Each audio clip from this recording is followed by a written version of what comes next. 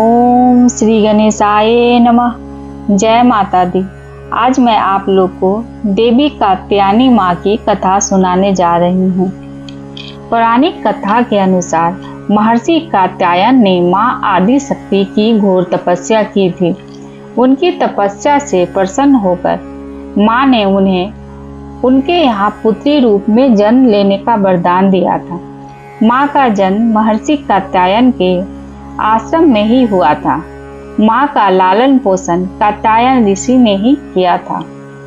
पुराणों के अनुसार जिस समय महिषासुर नाम के राक्षस का अत्याचार बहुत अधिक बढ़ गया था, उस समय त्रिदेवों के तेज से माँ की उत्पत्ति हुई थी। माँ ने ऋषि कात्यायन के यहाँ आश्विन मास के कृष्ण पक्ष की चतुर्दशी के दिन जन्म लिया था। इसके बाद ऋषि कात्यायन ने उनका 3 दिनों तक पूजन किया था। माँ ने 10वीं तिथि के दिन महिषासुर का अंत किया था। इसके बाद शुंभ और निशुंभ ने भी स्वर्ग लोक पर आक्रमण करके इंद्र का सिंहासन छीन लिया था और नवग्रहों को बंधक बना लिया था। अग्नि और वायु का बल पूरी तरह उन्होंने छीन लिया था। उन दोनों ने देवताओं का अपमान करके उन्हें स्वर्ग से निकाल दिया था। इसके बाद सभी देवताओं ने माँ की स्तुति की। इसके बाद माँ ने शुंभ और निशुंभ का भी वध करके देवताओं को इस संकट से मुक्ति दिलाई थी, क्योंकि माँ ने देवताओं को वरदान दिया था कि वह संकट के समय में उनकी रक्षा अवश्य करेंगी। कात्यायनी माँ की पूजा किस प्रकार करनी चाहिए?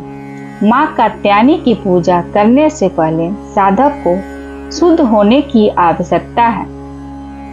साधक को पहले स्नान करके साफ वस्त्र धारण करने चाहिए। इसके बाद पहले कलश की स्थापना करके सभी देवताओं की पूजा करनी चाहिए। इसके बाद ही माँ कात्यायनी की पूजा आरंभ करनी चाहिए। पूजा शुरू करने से पहले हाथ में फूल लेकर या देवी सर्वभूतेषु शक्ति रूपेण संस्थिता नमस्तस्यै नमस्तस्यै नमस्तस्यै नमो नमः मंत्र का जाप करते हुए फूल को माँ के चरणों में चढ़ा देना चाहिए। इसके बाद माँ को लाल वस्त्र, हल्दी की गांठ, पीले फूल, फल, नैवेद्य आदि चढ़ाएं और माँ की विधिवत पूजा करें। उनकी कथा आवश्यक सुनें। अंत में माँ की आरती उतारें और इसके बाद माँ को शहद से बने प्रसाद का भोग लगाएं, क्योंकि माँ को शहद अत्यधिक प्रिय है। भोग लगाने के बाद नमस्कार करें। जय माता दी।